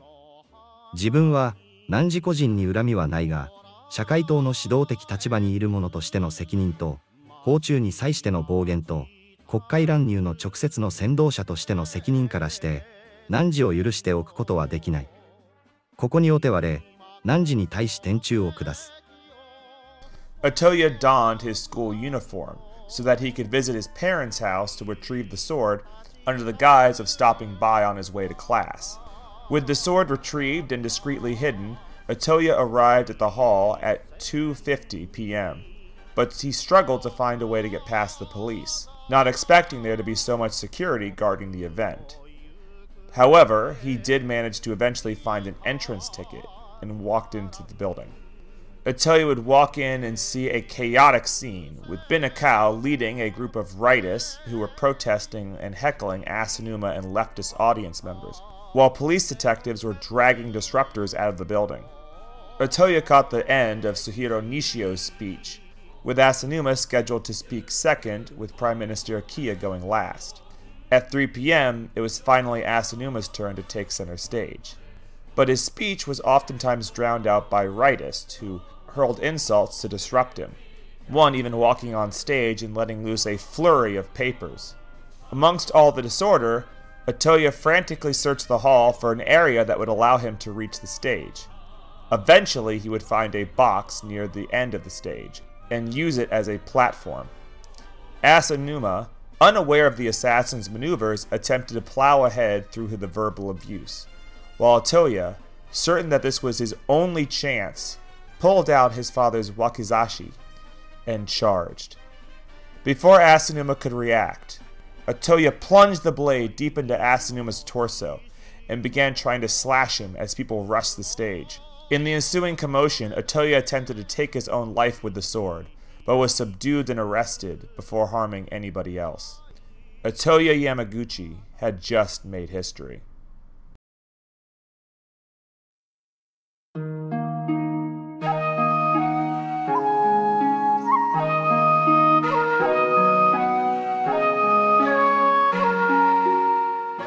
Asanuma was rushed out of the speaking hall by medical professionals and taken to a hospital where the staff desperately attempted to save his life. But the blade had hit his aorta, and he had lost too much blood. Inejiro Asanuma was pronounced dead at age 61. The Japanese public was shocked by the high-profile and public assassination of one of its most prominent political figures, and many were extremely outraged. Riots broke out across Tokyo, while supporters of Asanuma erected makeshift shrines and tributes to the former JSP leader. As confusion, grief, and anger consumed the city, there was a push to temporarily censor any politically sensitive or sensational fictional media, such as the love story about two former student protesters, Night of Fog, which debuted right before the assassination and was quickly pulled from theaters. The fiery outrage would eventually simmer, and on October 20th, a grand funeral was held for Asanuma, the first major political figure to be successfully assassinated in post-war Japan. In attendance was several of his comrades, such as former leader Suzuki and new JSP leader Saburo Eda. Also in attendance was Prime Minister Akita, who delivered an extremely well-received eulogy that brought tears to the eyes of those in attendance and also served as a powerful declaration against the use of violence in the political sphere. ただいまこの壇上に立ちまして皆様と相対するとき、私はこの議場に一つの空席をはっきりと認めるのであります。私が心ひそかに本会議のこの壇上でその人を相手に政策の論争を行い、また来たるべき総選挙には全国各地の街頭でその人を相手に政策の論議を行おうと誓った公的士の席でございます。かつてここから発せられる一つの声を私は社会党の党大会に、またある時は大衆の先頭に聞いたのであります。今その人はなく、その声もやみます。私は誰に向かって論争を挑めばよいのでありましょう。しかし心を澄まして耳を傾ければ、私にはそこから一つの叫び声があるように思われてなりません。我が身に起こったことを他の人に起こさせてはならない。暴力は民主政治家にとって共通の敵であるとこの声は叫んでいるのであります。私は目的のために手段を選ばぬ風潮を今後絶対に許さぬことを皆さんと共にはっきり誓いたいと存じます。これこそ浅沼稲次郎君の御霊に備えうる唯一の玉串であることを信ずるからでございます。In the wake of their leader's death, the JSP had hoped the outrage expressed by the Japanese public would give them a boost in the election, with several JSP members accusing the LDP of having a part in the assassination, painting Otoya as some young errand boy for the government, and trying to tie the GJPP to the LDP. An accusation that would fall flat given that Binakau had been nearly arrested for assaulting an LDP minister in the late 50s. In the final days before the election, Asunuma's widow, Kyoko, would become a JSP fixture, appearing at a number of events, and even stepping in to run for her late husband's legislature seat. Despite all these attempts to drum up sympathy, the JSP failed to gain much ground in the 1960 election. The LDP managed to retain its majority, partially due to the continued economic success that the country had experienced under its leadership, and Akita's ambitious promise to double workers' income. This was also cited as proof of the Japanese public's general support, or at least apathy, towards the continuance of the American-Japanese military alliance. Kyoko would win her election and replace her husband in the legislature, but would only serve one term before retiring. Eda, a former SMP member and moderate in the JSP, who had been thrust into the leadership position amongst all the chaos, would now have the daunting task of leading the party in another prolonged period of opposition. After being removed from the debate, Otoya would be sent to the Tokyo police station for questioning. Initially, Otoya believed that he had failed, and was certain that Asanuma had survived the attack, but would later read that he had actually succeeded, surprising the 17-year-old assassin. For 3 weeks, Otoya remained at a detention facility awaiting a decision if he would be tried as a youth or as an adult, with people at the facility remarking that he showed no signs of remorse for the death of Asanuma and acted in a calm, confident, and collected manner. Otoya was interviewed by the police a handful of times, freely giving information about his own life, his motives, his family, and the evolution of his political beliefs, all while insisting that he had acted alone, belittling Binakau and the GJPP. On November 2nd, after all of his statements had been taken, Otoya would fashion a noose out of bedsheets and commit suicide in his cell. When police searched Otoya's room, they found that he had written in toothpaste, "Long live the Emperor," and wishing that he had 7 lives to give for his country, a reference to a pledge made by a 14th century samurai. After his death, a small group of rightists would hold a service for the young man, praising their new hero, a boy fighting for his country who had died an honorable death. Shinpei Yamaguchi, who was forced to resign from the Japanese Self-Defense Force following Asunuma's death, would offer some praise for his son, claiming he was happy that his son, quote, wasn't a leftist.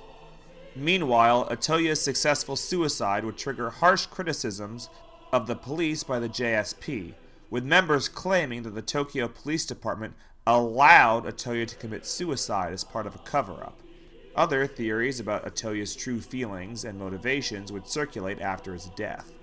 Most focused on Otoya's claim that he had acted alone, with people doubting that Otoya had truly cut ties with Binakau, and that Akau had no influence on Otoya's decision to kill Asanuma, given Akau's rhetoric and history of anti-communist violence. Akau would deny ordering the assassination, but would quickly start featuring Otoya's image in several of his rallies, appropriating him as a martyr for the GJPP. A few months after Otoya's death, a 17-year-old student who also had ties to Binakau, named Kazutaka Komori, would attempt an assassination on Japanese publisher Hoji Shimanaka after he wrote a story featuring a fictionalized beheading of the emperor. Kazutaka would only succeed in killing Shimanaka's housekeeper, failing to assassinate his main target. Police would question Akau, but ultimately wouldn't charge him for anything connected to the assassination attempt, given that, just like Otoya, Kazutaka had resigned from the GJPP before committing his actions. Although this would now be the second time a youth had assassinated a leftist figure shortly after resigning from Binakau's organization, fueling even more speculation about Akau's true involvement in these events. In 1963, another young rightist would attempt to assassinate a leftist Japanese figure, this time one of Otoya's original targets, Sanzo Nosaka. This attempt would also fail, and the assassin would have no known connections to Binakau or the GJPP. But still, this helps highlight the atmosphere the country was in following the Anpo protests, and also can help explain why Otoya's successful assassination would seep into the wider culture.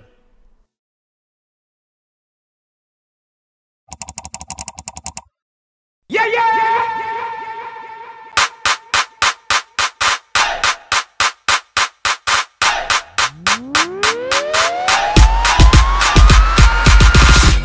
The assassination of a political leader not widely known outside of its home country normally wouldn't turn into an international sensation. However, since 1960, the event has taken on a life of its own, and become one of the most iconic moments of the last century, and one of the most widely discussed incidents in post-war Japan.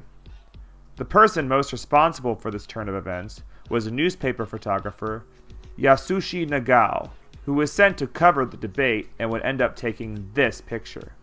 This photo, depicting a teeth-gritting Otoya preparing to stab a crumpling Asanuma while a crowd of people attempt to subdue the teenager, showcases panic, movement, and chaos in a masterful display of violence.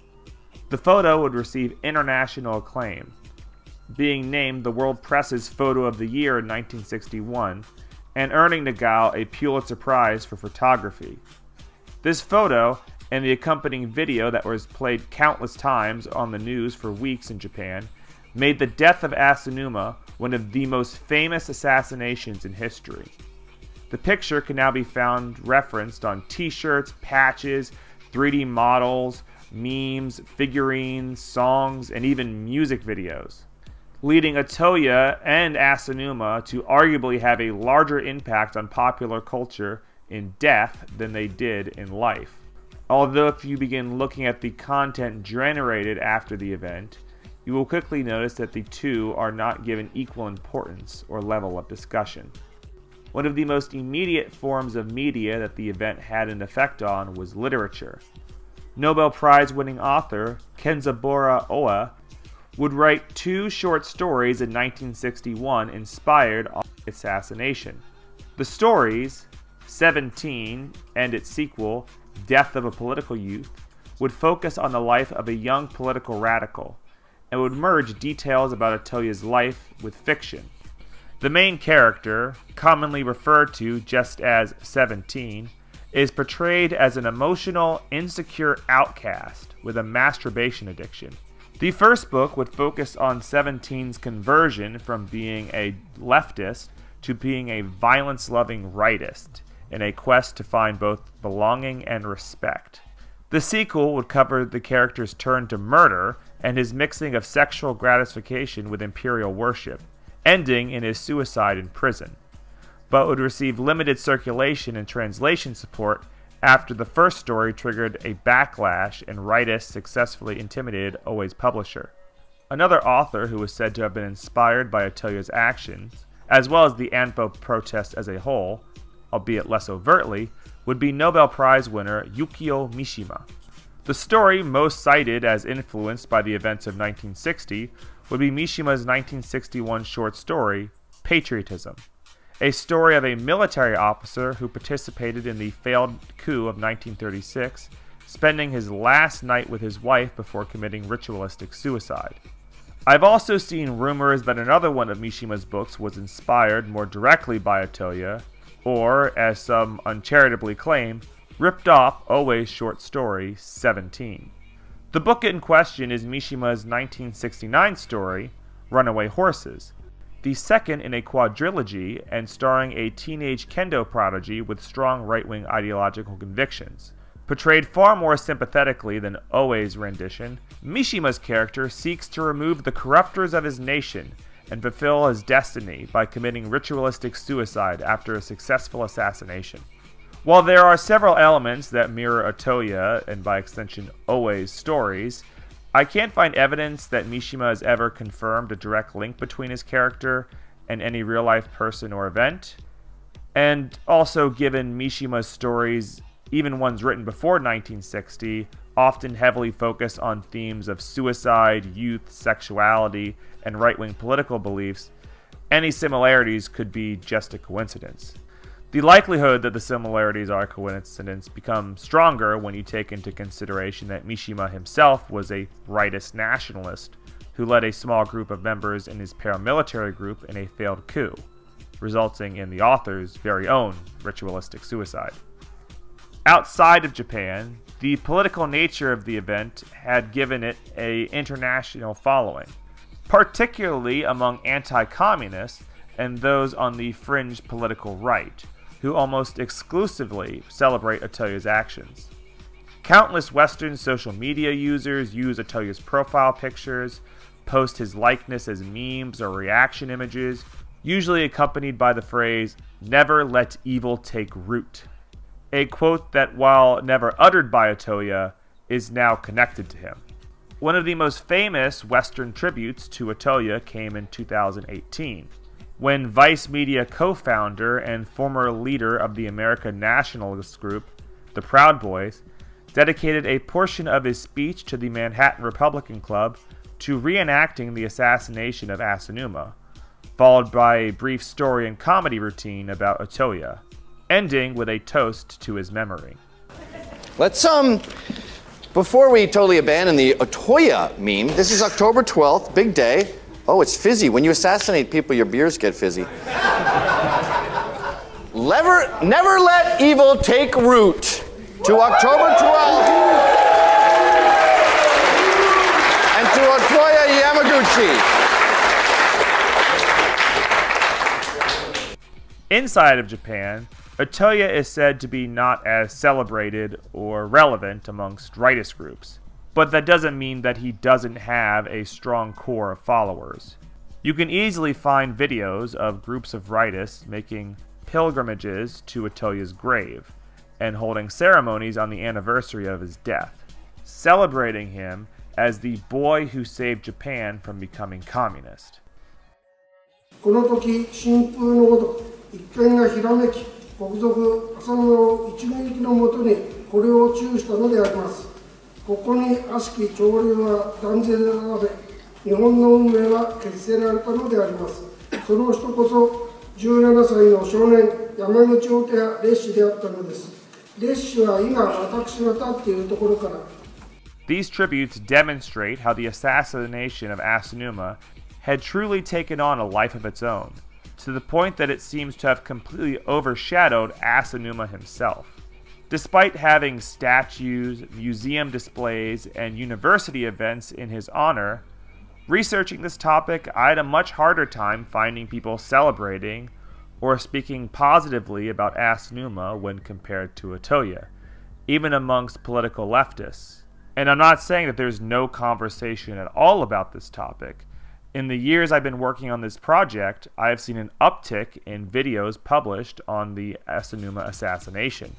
But the English videos that I've seen that discuss the event usually limit Asanuma's biography to a handful of sentences, and are mostly there to set him up as a sort of beast that the heroic Otoya slays, or just treat him as a not serious figure. Even in a video that I found that was supportive of Asanuma, it was done primarily as an argument against Otoya, claiming that Asanuma is the real fascist hero that the right should be celebrating. What if you knew your country was about to be in ruins and turn into a dictatorship? Well, there was one man, and one man only, to solve the problem, and to take out any necessaries to save his country. And that man is Otoya Yamaguchi. And that man is Otoya Yamaguchi. So Otoya Yamaguchi, you look at his Wikipedia, he was an ultra-nationalist, which just means that he loved his country. It just meant that he loved Japan. He had the samurai spirit within him, and he wanted to protect Japan. Literally, the most noble instinct to want to preserve your people, your country, and have some sort of solidity with your kin, your brotherhood, okay? The most important aspect in understanding Asanuma as a person and as a political figure is that he never renounced any of his actions in the past. This means he never let go of his nationalistic patriotism. Similarly, he never renounced his reverence for his imperial majesty, nor his past as a member of the Yoku Senkai. Yamaguchi died a child soldier of the Uyoku Dentai, a zealot in American hands. The actions that Yamaguchi took shook the entire country to its core, and inspired many right-wingers at the time because such a direct and public political action had not taken place since the February 26th incident in 1936. Now, a lot of you are going to say that Otoya Yamaguchi's actions were based, but I do have to remind you that I do not condone these sorts of political attacks. I don't condone them, but I will joke about them, Tenoheka Banzai.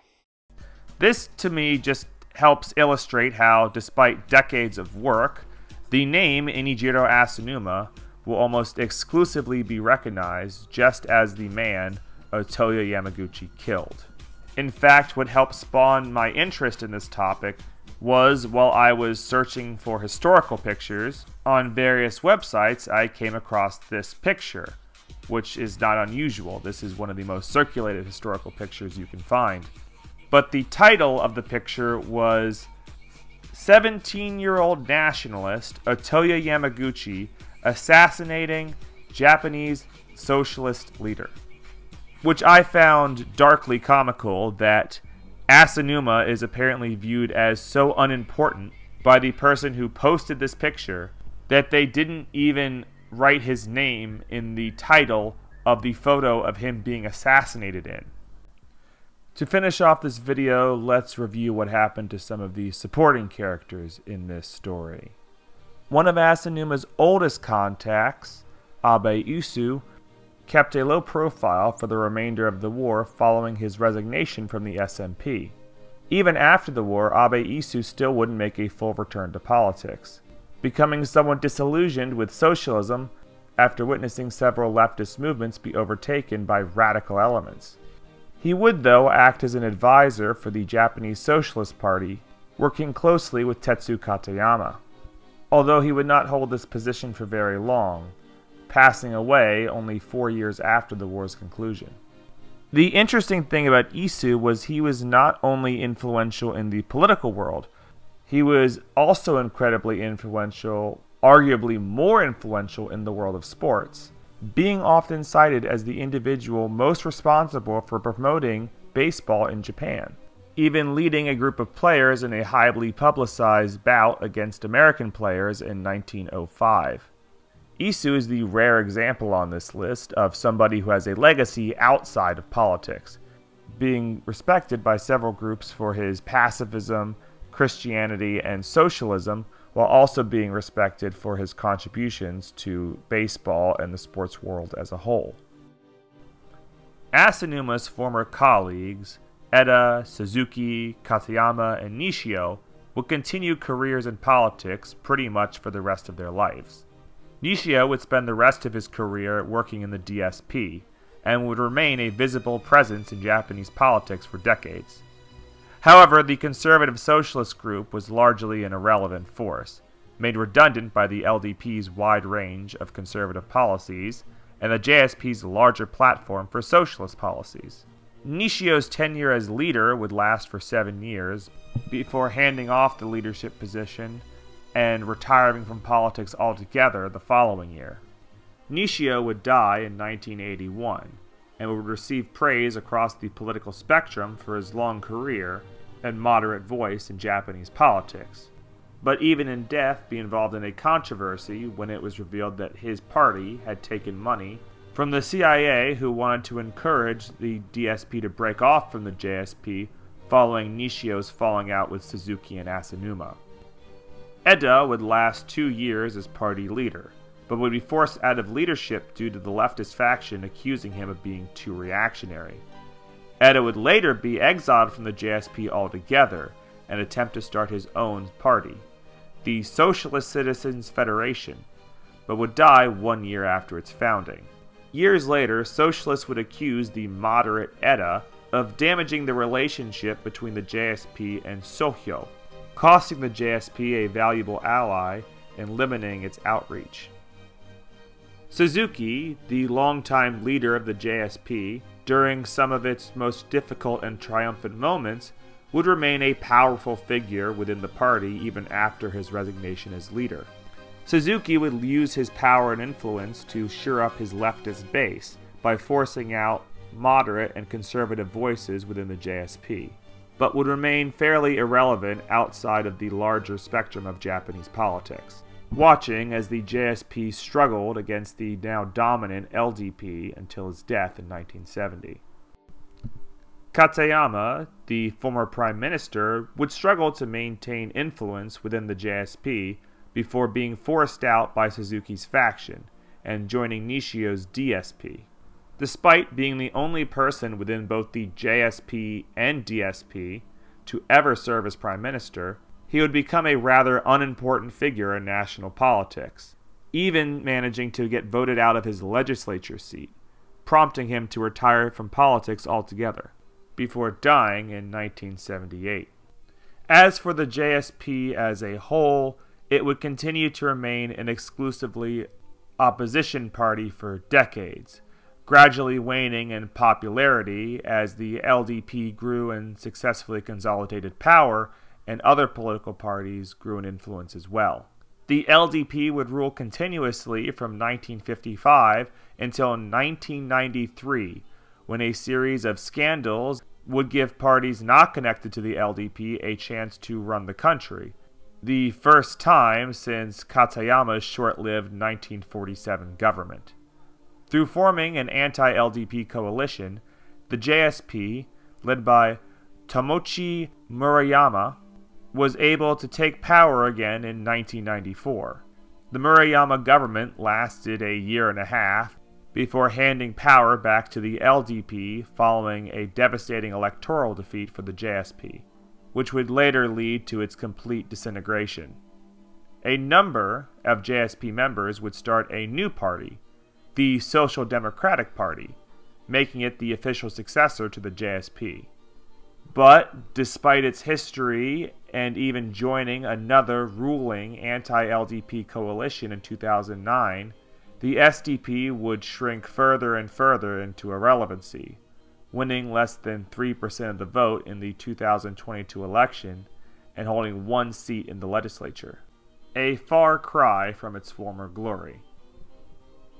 Bin Akao would continue to lead the Greater Japan Patriotic Party for several decades, but it would remain an exclusively fringe organization with no great impact on Japanese politics. Even in the realm of extremist politics, after the early 1960s, Akao would be outpaced in the arena of political violence by communist groups like the Japanese Red Army and religious groups like Aum Shinrikyo. The most international attention Akao would receive after Otoya's suicide and the Shiminaka incident was his attempt to ban the rock band, the Beatles, from entering Japan during their 1966 world tour, saying that they promoted un-Japanese values. Akao would die at age 91 in 1990, but his legacy lives on. The GJPP continues to operate, but seems to be a shell of its former self, becoming less and less publicly active. Meanwhile, Akao's granddaughter, Yumi Akao, has followed in her grandfather's footsteps and has entered Japanese politics as a candidate for the rightist nationalist party, Do It Yourself, which in its first election in 2022 managed to win more votes than the Social Democratic Party and qualify as a national party. Yumi, however, was not this candidate, and it should be noted that both of these parties failed to surpass the Japanese Communist Party, which helps highlight just how far from the mainstream both of these parties are in modern Japanese society. Nobusuke Kishi would remain a figure in Japanese politics and an influential LDP member for several years, but would never see his reputation recover from the Anpo protests. Being dubbed the Monster of Showa, a play on his pre-existing nickname, the Monster of Manchuria, Kishi would find few friends outside of the country's elite circles, being characterized as a fascist by the political left and being characterized as a moderate by the political right. Kishi would die in 1987, defending the Anpo Treaty and standing by it until the end. Despite the levels of disdain many sections of Japanese society had for Kishi, this wouldn't derail the political ambitions of his well-connected family. Kishi's brother, Isaku Sato, would succeed Akiya as prime minister in 1964 and hold the position for nearly a decade, becoming a widely celebrated cultural figure and the first Japanese citizen to win the Nobel Peace Prize. While Kishi's protester-mimicking grandson, Shinzo Abe, would also become prime minister, once from 2006 to 2007, and a second time from 2012 to 2020, making him one of the longest-serving post-war Japanese leaders, and would work to try to rehabilitate Kishi's reputation within the LDP. In 2022, Abe would suffer a fate similar to that of Kishi, being the victim of a public assassination attempt. However, unlike his beloved grandfather, Abe would not survive, drawing obvious parallels between him and his grandfather's old rival, Asanuma. When I first started doing research on the history of Asanuma and Otoya roughly 3 years ago, I did so because I wanted to know if there was more to the lives than just this picture. A picture that tells you a simplified story of two people, devoid of historical and personal context. I was surprised about how much of an impact Asanuma had had on the politics of Japan during his decades of work as a politician, and his changes in belief over time, and also the radical changes in Japanese society he had witnessed. I was also surprised by the way Otoya described the impact the 1950s had on his beliefs, because despite the image of him being so widely circulated, his well-documented and stated motives are often just overgeneralized. Although, thankfully, that's not becoming as true anymore. As I stated before, I've been working on and off on this project for quite a while, and during my time, I've noticed a bit more of an effort to talk about these historical figures, and more information about them becoming more readily available, which I'm personally glad to see. In conclusion, Asanuma's life represents decades of political evolution, from the Socialist Builders Group to the militarist IRAA, to a pacifist member of the Katayama government, to defending the American-backed San Francisco Peace Treaty, to meeting Mao Zedong and leading the Anpo protests. His long career, with many glaring inconsistencies, could portray a man with nuanced opinions, or evolving thoughts, or just a cynical politician monkey branching from one political cause to the next. In contrast, Otoya's life is seen to represent a strict moral code of right and wrong, with heroes who need to be venerated and villains that need to be vanquished. His motives are simple and pure, his actions immediate and decisive, and it's what seems to have captured the interest of many people. I've seen one argument floating around that these two are different sides of the same coin. Nationalists at heart that are seeking independence and prosperity for their country, and even if that means collaborating with foreign powers. However you choose to interpret these individuals, it seems more than likely that this exact moment in time will define them in the general public's mind for the rest of history.